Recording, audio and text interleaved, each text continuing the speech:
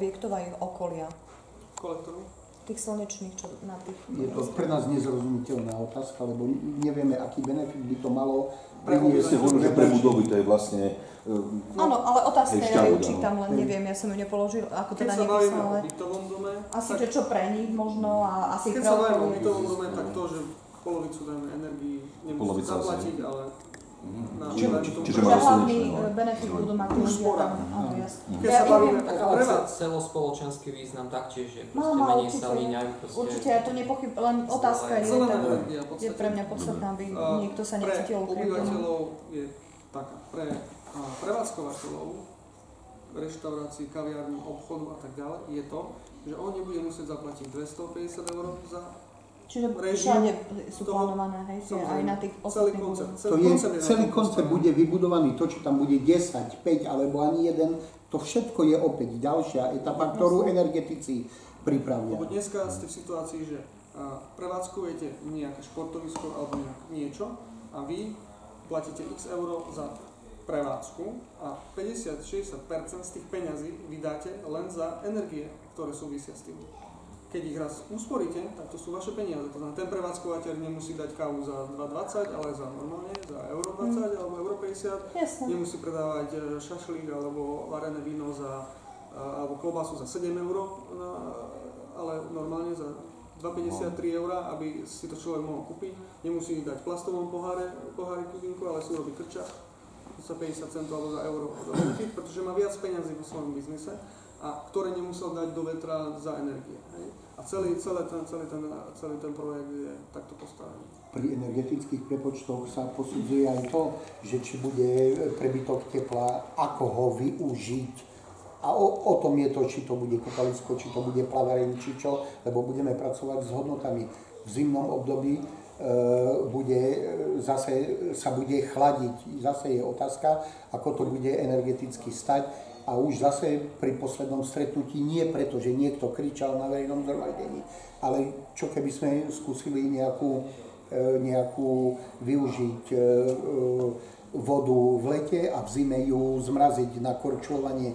Ale opäť, to sme stále v tom, že projekt sa vyvíja a bude sa ešte vyvíjať ďalej, lebo to je ďalších 100-200 drobností, ktoré nás posúvajú jedným alebo druhým smerom. Lebo ešte zodpoviem to kúpalisko. To nie je otázka niekedy ani chcenia.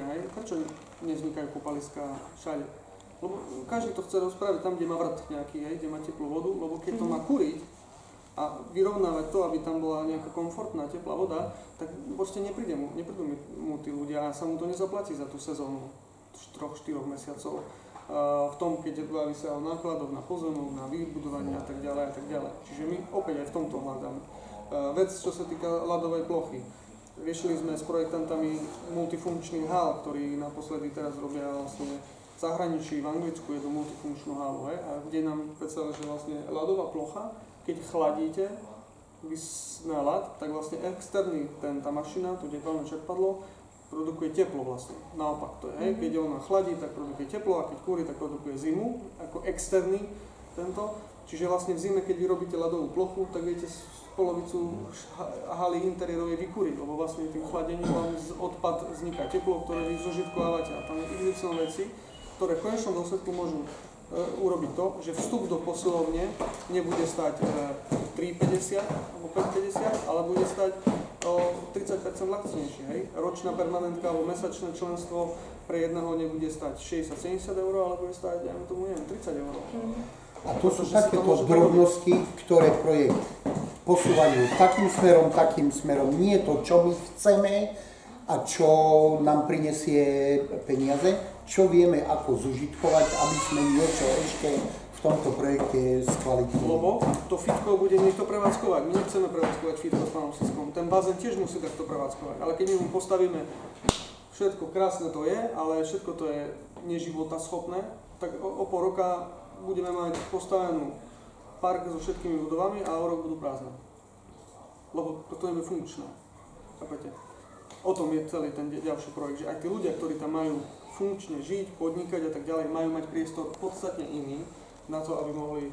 A keď sa to spojí s tým, že vlastne to bude funkčné, že tam prídu ľudia, lebo proste v trpia, tie firmy trpia na nedostatok ľudí, že ten klient tam nepríde, alebo je na zlom mieste, to je drahé to stojí, alebo nejaký faktor tam je, doprava a nepríde tam. Hej? A tam to spadám, že to kumulujeme na jedno miesto a zároveň je to z celé sídliska, kde chýbajú služby na KVPčku.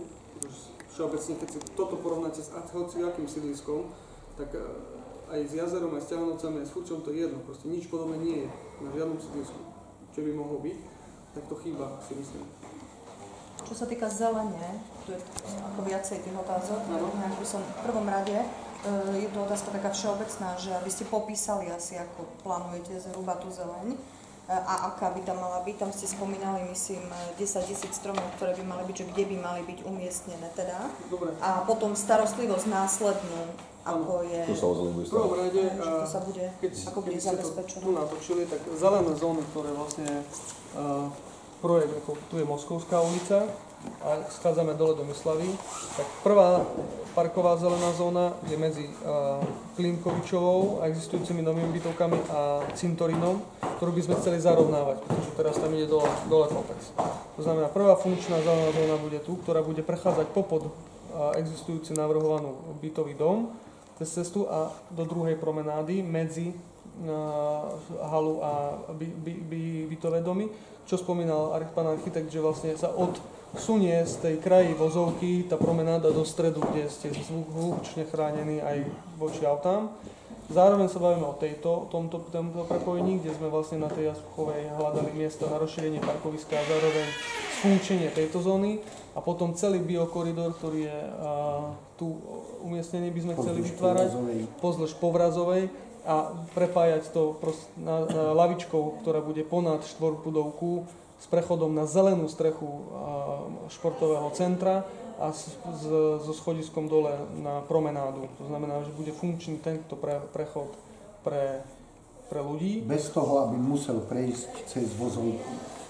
Čo sa týka stromov, my sme sa s pánom Siskom pred stretnutím, takže vždy pracujeme s tým, čo dáme von. Nechceme, aby sme sa akože popálili, pretože